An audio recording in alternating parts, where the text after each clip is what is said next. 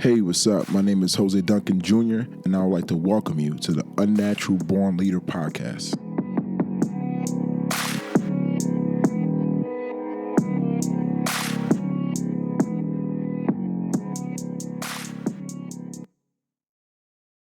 Hey, what's up? Welcome to episode 39 of the Unnatural Born Leader podcast. Thank you for everyone tuning in today, and thank you for the continued support of the podcast. I can't say how much the podcast has grown, and I really appreciate the reach and the continued support from all the listeners. So, for those of you who may not know, I am a full-time fitness professional. I do personal training full-time, so sometimes that portion of my professional career consumes me, gets me really tied up, and especially when I'm rebuilding the business as I am now within a new company, it's can be definitely time consuming. In other parts of my life, like the podcast, my journaling, my blogging, sometimes take a bit of a back seat. So I apologize for being away for the last 2 weeks, but I'm excited to be here continuing this segment on self-awareness. Today, I want to continue to talk about self-awareness as it is a very important component to my message. I've been thinking a lot about what my message is and what is the niche that I want to continue to talk about with audiences and within conversations. In the work that I do, it's definitely personal growth, but self awareness and recognizing that we are self sufficient individuals doesn't mean we do it on our own, but we are empowered, self-sufficient individuals who can choose to have help, who can make the choices to welcome help instead of doing everything on our own. But before we start seeking help or needing help, we need to be competent and self-sufficient. So today I want to talk about another huge part of self-awareness, which is trial and error. And I'm sure we all have learned this term, lived this term, experienced this term in so many different ways. But trial and error, being able to fail or get things wrong or figure out what you don't like or just get in the weeds of things and play around with things and figure out how things work through small failures. And it was something that I've always experienced in my young adult life is trial and error. Is actually how I think I learn best is trial and error. But sometimes that trial and that error can be painful. It can be uncomfortable in many ways. It can take you a longer time than other people. But for me, in the end, that's how I learned the most. So right now, as an adult, instead of constantly getting into that very excruciating pain to learn things, to learn lessons, to learn how things work, I have to learn how to create some of that trial and error and really be on top of the pace in which I'm going at. Because here's the thing about trial and error. If you allow it to just run its course all the time, it's going to take you extremely long to complete things. It's going to take you extremely long to execute on things that you planning to execute on. It's going to take you long to figure out things that you need figuring out. And I never want to discount patience, but there's a sense of urgency that needs to come with trial and error that I'm going to dive a little bit into today. So today's self-awareness, particularly trial and error, getting it wrong to get it right. So just a little bit of a background. Growing up, I was a football player. Growing up, I played football. Growing up, I played sports in general. So a lot of the teaching was about going out and playing and learning the game as we got hit, as we fell down, as we hit other people, as we're bleeding, crying, breaking ankles, fracturing this, tearing this. This is how we learned the game of football.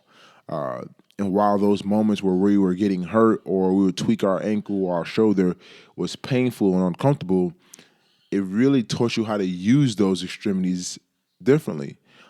You learn how to play a physical game while still protecting yourself at the same time. And although nothing's perfect, you learn this through trial and error. And we learned this so much that it became almost like motor learning. It became very innate for us to play a high speed physical sport, but also know the proper way to tackle so we don't get hurt ourselves, know the proper way to run, how to plant our foot on the ground, what not to do in different situations because we know those things would get us hurt. And the only way we knew this is without trial and error, right? We had to be in the weeds to see it. And when you're young, trial and error makes sense. I'm still young. Trial and error makes very much sense, and I think any older person I talk to says the same thing. You have to experience certain things. There's a lot of research out there. There's no shortage of information in America, at least. So it's not about information, about who's willing to go in the weeds and get things done. So that brings me to my next point of being a doer. I'm very much a doer. Any of you out there can relate to being a doer. You know that as much information as you gather, it just doesn't do much for you. You need to go ahead and do, right? So when we're in the process of doing and we're collecting information, where's the balance between information we're collecting and the actions we're taking to do? So that's the biggest thing I think is as a doer is knowing where information plays a role, right? We are head to the walls, get things done, make things happen, get in the muds, start getting our hands dirty, and we can exclude the importance of information and knowledge, right?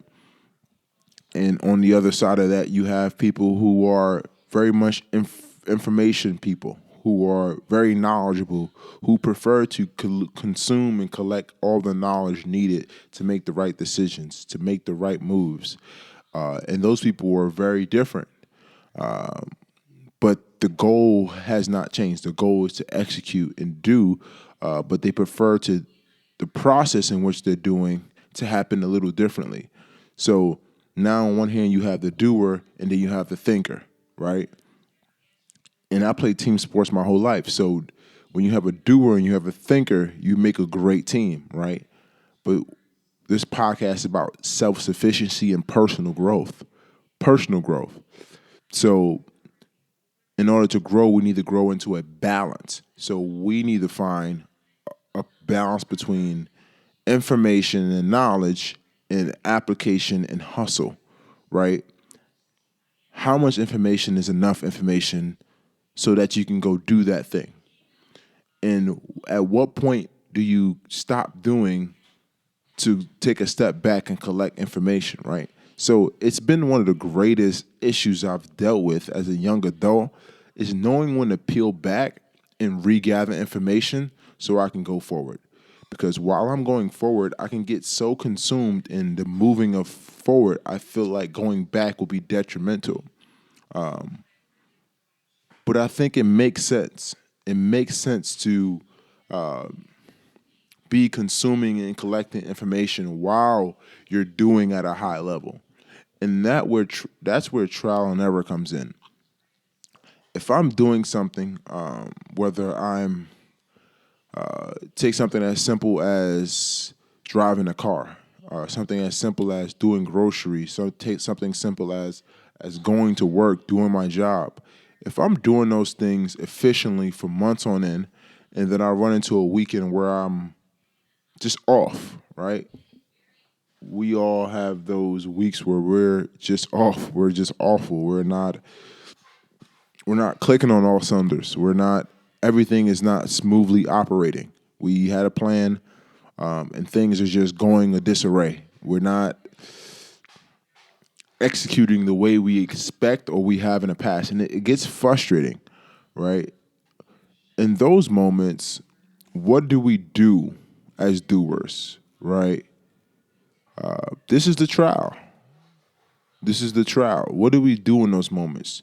Do we continue to plow through it and struggle our way through it, or do we begin to make sense of where we're going wrong and start putting things in place so that we can not have these experiences again, right? Sometimes as a doer, you can think that everything is overcomable, which it is. I don't want to say it's not, but everything can be muscled through. You can just get through it. You'll be fine if you just get through it. And for years, I applied that type of thinking. I'm just gonna get through this. This will pass, and it's very true. It will pass, and it has passed, and I'm still here, and I got through it, and it was smart that I got through it. But at the same token, I could have took a step back and realized what is the real problem here. Why is this occurring? And is there steps I can take to make sure this problem doesn't occur in the same way? That wasn't a lot of what I did. That reflection and spending time reflecting on what the problem was and how did I got to that place in the first place wasn't something that I thought about too much. While a thinker and someone who values knowledge and information would automatically go right to the problem, they would start thinking about the problem, researching the problem, trying to understand the problem, and it may take them a little longer to get back doing, but they understood. So long term, they're a lot more efficient because they had a stronger, knowledgeable structure put in place for them, right? And here I am as a doer, just muscling through, not collecting that information, not reflecting, but I'm getting through it, and I'm getting better, and I'm getting tougher. My mental toughness is getting a lot better, right? So that's where the conflict is. You have one side who is muscling through, and you have another side who is reflecting on the problem. So how do we find that balance? How do we meet in the middle? Trial and error, right? Trial and error takes time. It takes patience. You would have to spend a lot of time fucking things up, right? Knowing that what doesn't work, right? If you're just at home trying to put a table together and you keep putting a screw in the same spot and then the table keep falling every time you put it up to put it together, then you know damn well that screw doesn't belong in that spot, right? But sometimes you're probably just putting the screw in wrong, or you're not putting the screw in at the same angle, or is it a different screw you need to put in? But it's definitely a screw you need to put in, but you cannot figure out why this screw's not going into this table. I know this is a weird analogy I'm using, but in those moments, you decide either this screw is incorrect screw for this table, or I'm doing this entire project wrong, right? So how do you play in those middles? How do you play right there in that area of I'm doing everything wrong, or I'm just at the tip of getting it all right, right? Do you take a step back and rethink or reread all the instructions of the entire project, or you just continue to play around with it until you get it right, right? So both instances will take time. Both situations take patience. So how do you choose which one to go, which method of thinking to go with? I think the best way to choose it is to do a little of both. Doing a little of both is what trial and error means. So while I can't figure out if I'm putting this screw in the right way, but I can also know that I know a lot of the information that I need to know, and I don't have to go back to the very beginning. So the best way I've found to do it is to get a little information and do. Get a little information and do. Get a little information and do. Read and write at the same time. Gather and apply at the same time. Never overgather information, but never overdo when you have a lack of information, right? If you know you're lacking an extreme amount of information, never go overdo it to where you're overexposing yourself to making critical mistakes. Have a foundation of knowledge, trust your intuition, but you need to learn the basics and get the knowledge that's necessary to be effective over time. This is not about who's taking the longest to get things done in life. We're not comparing ourselves to our friends who we think that are getting things in life, or they're getting to a bag better, or they're doing a great job, and we're not. This is about who can be efficient over the long term period of time. And emotion efficient people are efficient when they find a balance that works for them. And that's why this segment is called self awareness. The goal is to use trial and error to find a balance that works for you. So at the same time, you can be in a overwhelming pursuit of what you want. It's great. Pursue what you want. Try to understand what it is exactly do you want.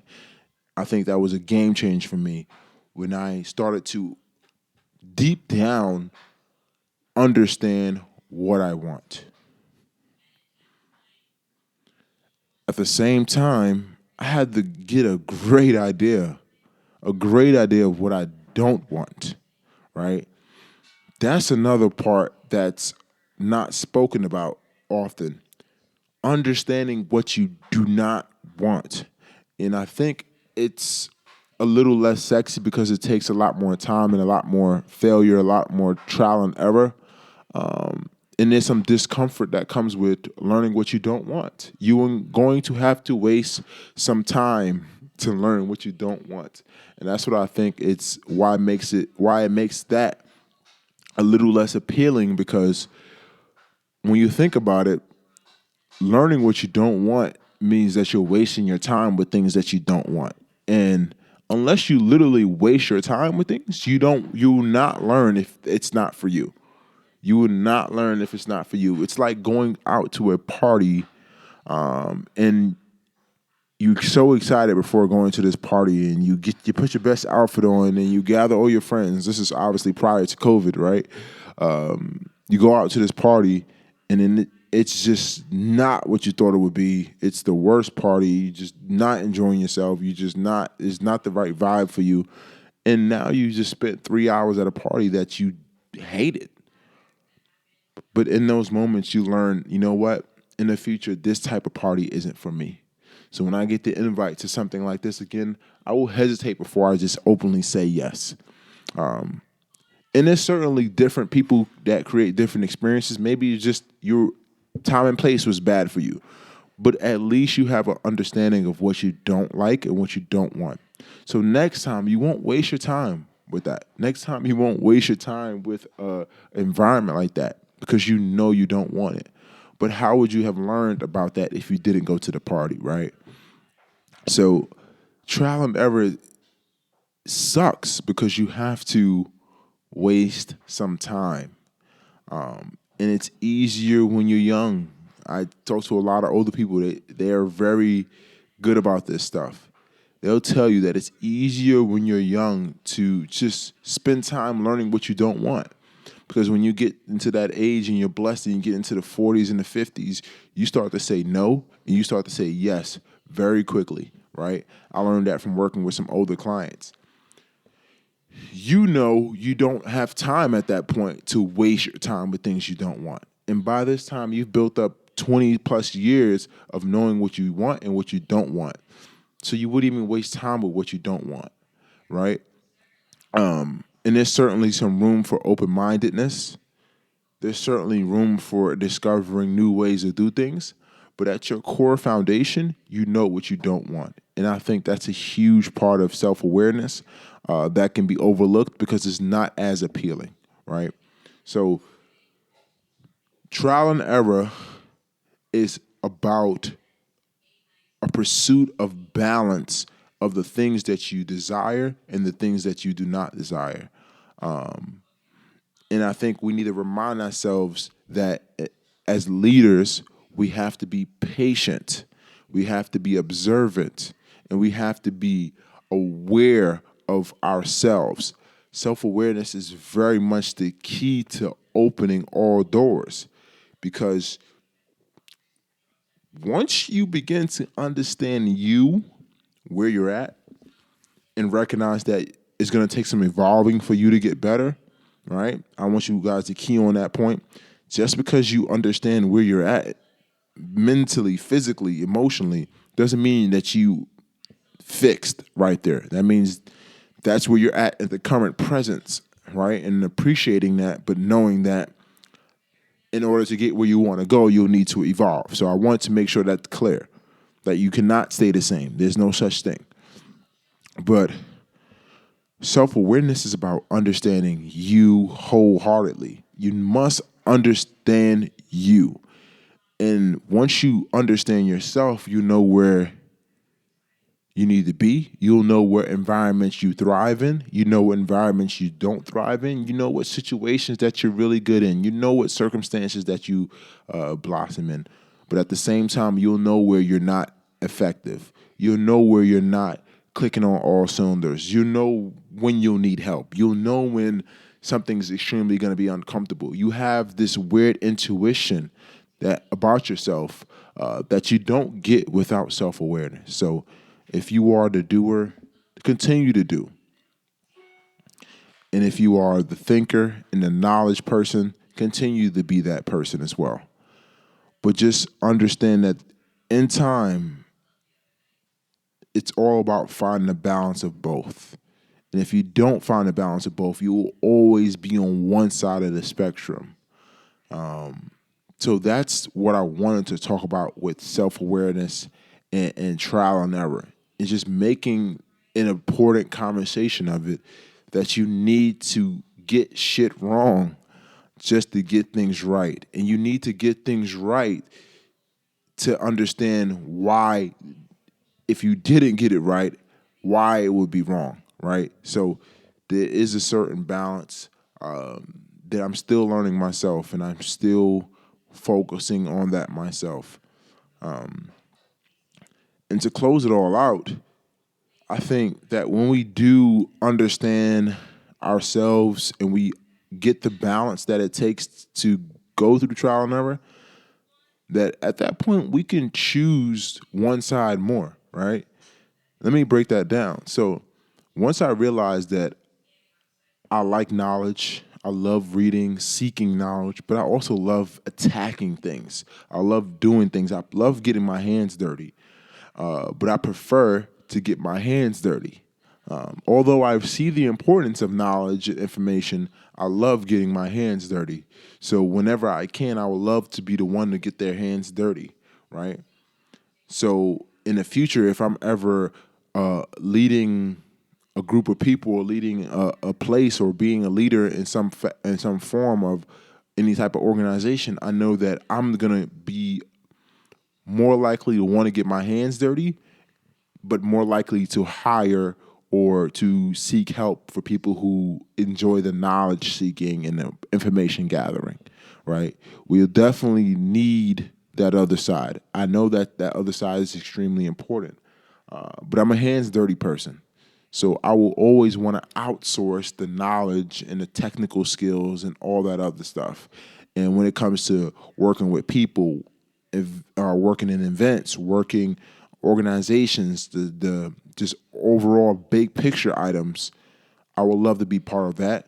And the small picture items that make the big picture work, I would love to be outsourcing that as well. So once you've come to a place of self-awareness and you understand yourself and the balance that you will need, you can choose one side and be okay with that. And that's what I'm going to be talking about in a further episode within self-awareness. It's about hiring yourself and firing yourself, knowing that what you would hire yourself for and what you will certainly fire yourself for. So I think that'd be a cool conversation to have.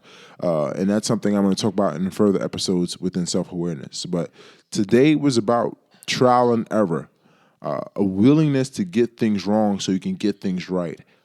It takes patience, it takes knowledge, and it takes effort in doing at the same time. So it's all about the great pursuit of balance, and I hope that we all continue to learn how to balance our emotions and our outputs, and it definitely comes with through self-awareness. So once again, thank you for tuning into the podcast.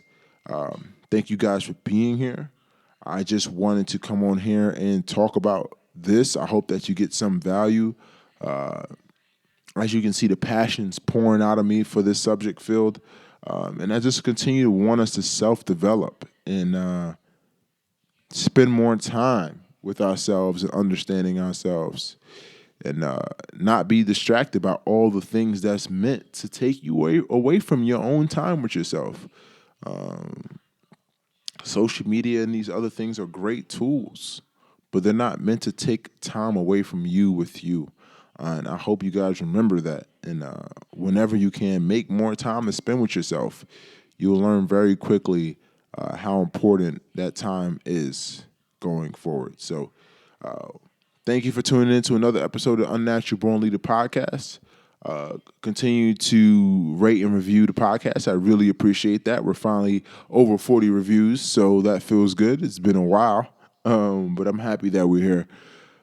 Additionally, my book is still available on Amazon. We are over 70 copies sold, so excited about that. And I continue to urge people to grab a copy.